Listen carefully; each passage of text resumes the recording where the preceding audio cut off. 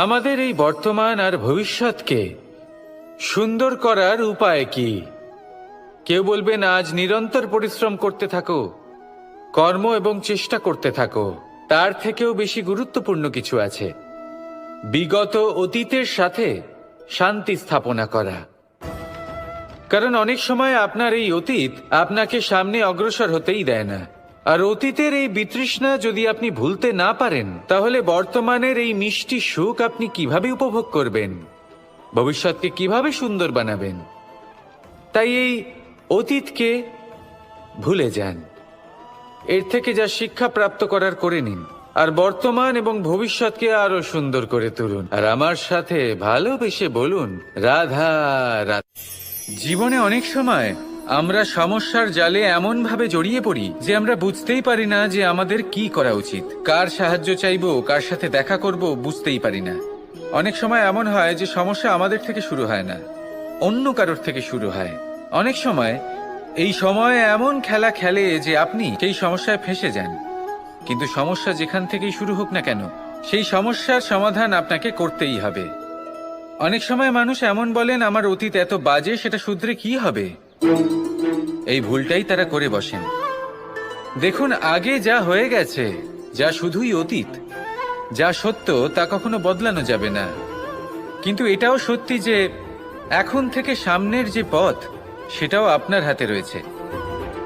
আপনি একে ভালোও বানাতে পারেন, খারাপও বানাতে পারেন। তাই আপনার এটা শুধরে নেওয়াই উচিত। কারণ মানুষ আসলে তার নিজের অতীতকে নয়, তার বর্তমানকে প্রভাবিত করতে পারে।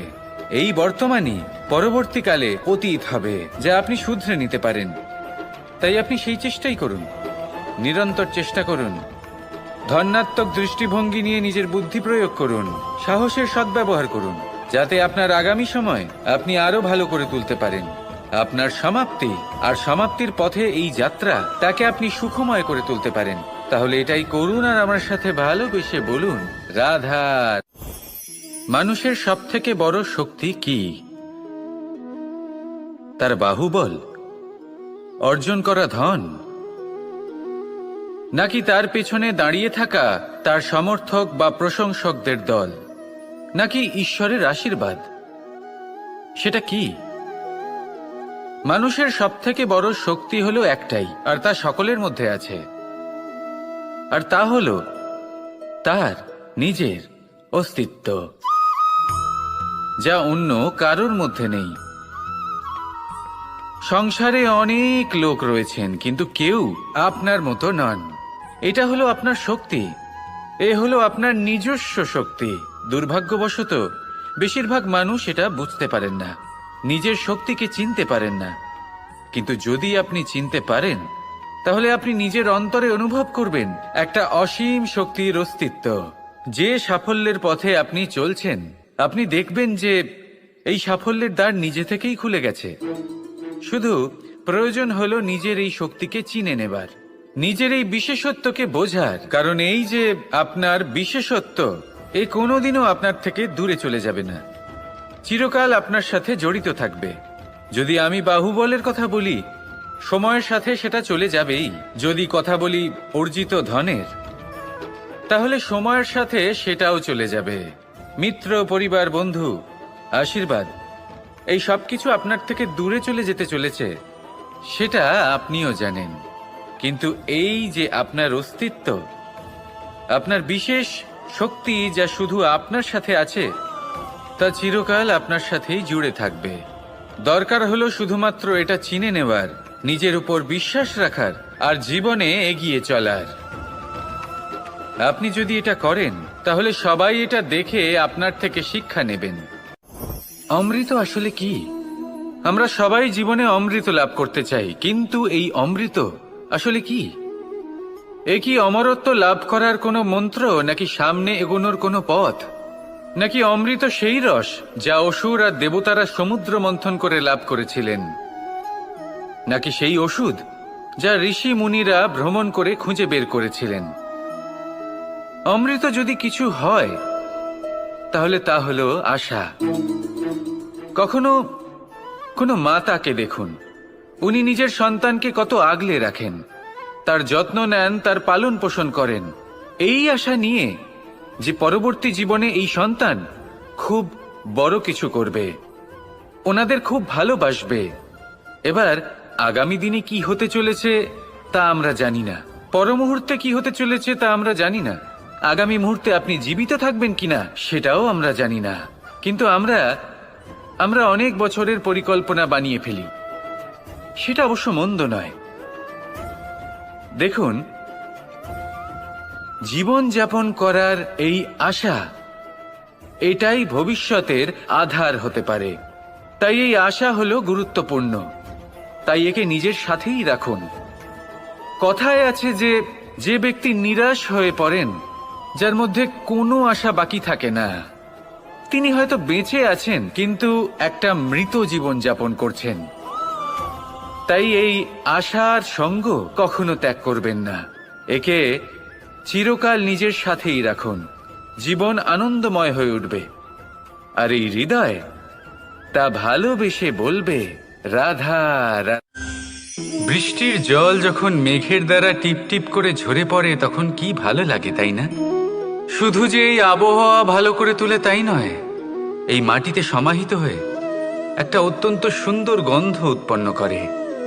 এই লতাপাতা, এই বৃক্ষ এদের জীবন দান করে, এদের পুষ্ট করে তোলে, আর তার সাথেই অনেক জীবের কল্যাণ করে। কিন্তু ভাবুন, যখন বজ্রপাত হয় তখন কি হয়? এই সমস্ত জলের ফোঁটা অনিয়ন্ত্রিত হয়ে যায়, একটা ভয়ানক বন্যার রূপ নিয়ে নেয়, যা শুধুমাত্র মহাবিনাশ করে। এর সারমর্ম কি? এর সারমর্ম হলো কর্ম করুন, কিন্তু তার নিয়ন্ত্রণ রেখে। যদি আপনি নিয়ন্ত্রণে না থাকেন, তাহলে আপনিও জীবনরূপী এই বর্ষার পরিবর্তে ভয়ানক বন্যার রূপ ধারণ করবেন। এবার বিকাশ ঘটাবেন নাকি বিনাশ, সিদ্ধান্ত হলো আপনার। যদি বিকাশ ঘটাতে চান, তাহলে নিজের কর্মের সাথে সাথে নিজের মনকেও নিয়ন্ত্রণ করতে শিখুন। এই মনকে সংযত করুন, একে নিয়ন্ত্রণে রাখুন, নিজের কর্মকে নিয়ন্ত্রণে রাখুন, ভারসাম্য বজায় রাখুন, আর আমার সাথে ভালোবেসে বলুন রাধা রাধা। কখনো ঘোড়া আর তার ঘোড়সওয়ারিকে দেখেছেন? ঘোড়ার ডান এবং বাম দিকে যেন একটা পর্দা লাগানো থাকে। তার কারণ কি? যাতে ঘোড়া অন্য কোনো দিকে দেখতে না পায়, শুধুমাত্র সামনে দেখে আর সেই দিকেই এগোতে থাকে। বলতে গেলে এটা খুব সাধারণ ব্যাপার, কিন্তু এর পেছনে খুব বড় এক বিজ্ঞান লুকিয়ে রয়েছে। আপনি যদি জীবনে নিজের লক্ষ্যে পৌঁছতে চান, তাহলে আপনাকে এদিক ওদিক তাকানো বন্ধ করতে হবে, শুধু সামনে নিজের লক্ষ্যের দিকে তাকিয়ে থাকতে হবে। তখনই জীবনে সাফল্য লাভ করবেন। ঘোড়া তো শুধুমাত্র এক পশু, তার উপরে লাগাম পরাতে হয়, চোখের ডান এবং বাম দিকে পর্দা পরিয়ে দেওয়া হয়। আপনি হলেন মানুষ, আপনাকে লাগাম কে পরাবে? কেউ না, এটা আপনাকে নিজেকেই করতে হবে। মনের গভীরে প্রবেশ করুন আর আবেগগুলিকে লাগাম পরান, তাদের নিয়ন্ত্রণ করতে শিখুন। আর নিজের দৃষ্টি সামনে, শুধু নিজের লক্ষ্যের দিকে। মনে রাখবেন, যদি আপনার দৃষ্টি শুধুমাত্র নিজের লক্ষ্যে থাকে, তাহলে লক্ষ্য ভেদ অবশ্যই করবেন। যদি একাগ্রতা এদিক ওদিক চলে যায়, তাহলে লক্ষ্য হারিয়ে যাবে। রাধা রাধা। রাজ্য, শাসন, সাম্রাজ্য, সংস্থাপনা, এগুলিকে সফল কখন বলা যেতে পারে? কোনো বুদ্ধিজীবী বলেন তখন যখন চারিদিকে শান্তি থাকে, কারোর মনে কোনো প্রশ্ন থাকবে না, শঙ্কা থাকবে না। কিন্তু আমার মনে হয় এটা অনুচিত।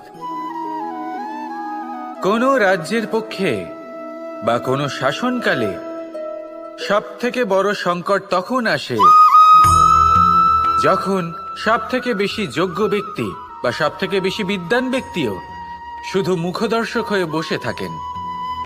মনে প্রশ্ন আসতে থাকে কিন্তু জিজ্ঞেস করেন না, শঙ্কা উৎপন্ন হয় কিন্তু ব্যক্ত করতে পারেন না। এটা খুবই অনুচিত। এই যে প্রশ্ন, তা আসা খুব ভালো।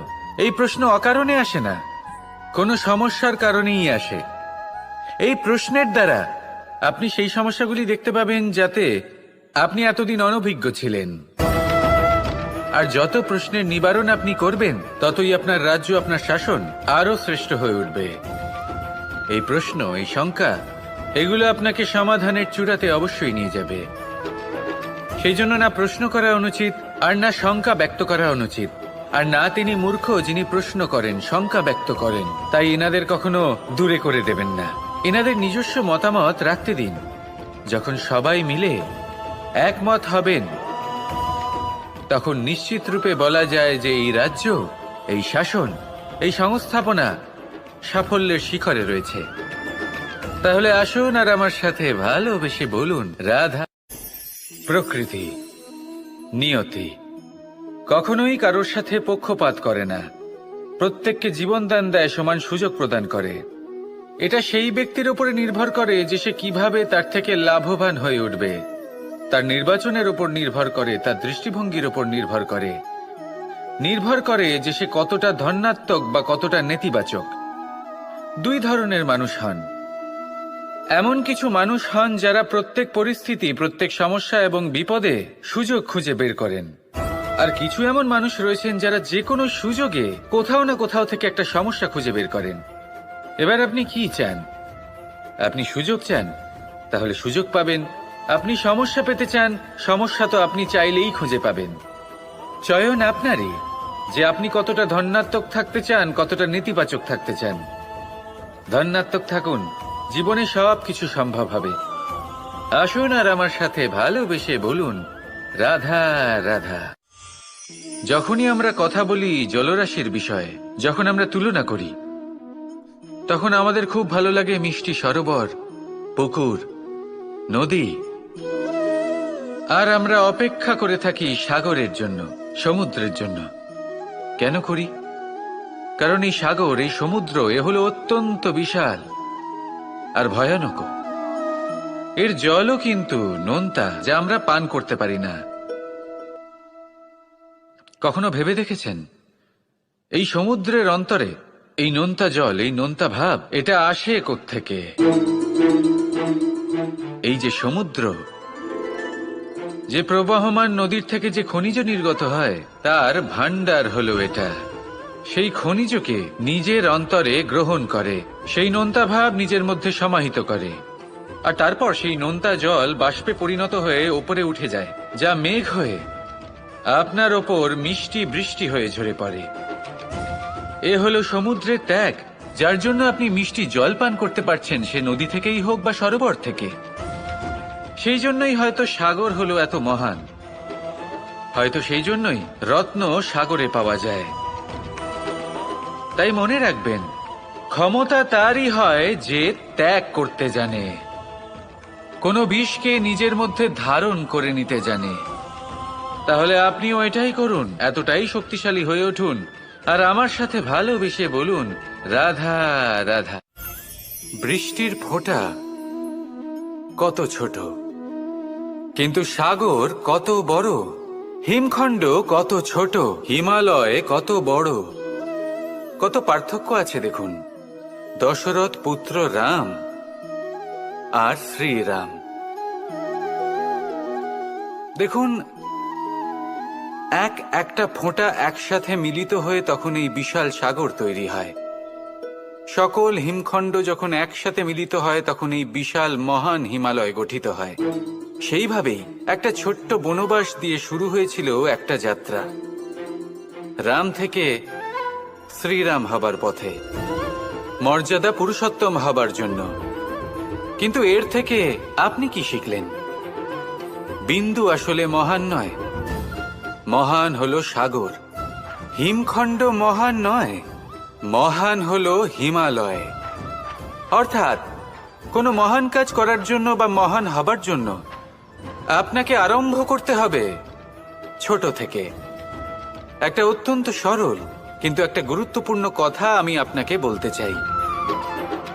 দেখুন, আরম্ভ করার জন্য প্রথমেই আপনার মহান হবার কোনো প্রয়োজন নেই, কিন্তু হ্যাঁ, মহান হবার জন্য প্রথমে আরম্ভ করা অত্যন্ত প্রয়োজনীয়। আপনি যদি শুরুই না করেন তাহলে কখনো মহান হতেই পারবেন না। প্রকৃত নিষ্ঠা দ্বারা আরম্ভ করুন। আপনার পদক্ষেপ, আপনার কর্ম যতই ক্ষুদ্র হোক না কেন, তা করতে থাকুন, নিরন্তর চেষ্টা করতে থাকুন। তারপর দেখবেন এই যে মহানুভবতা নিজে পথ চলে আপনার কাছে।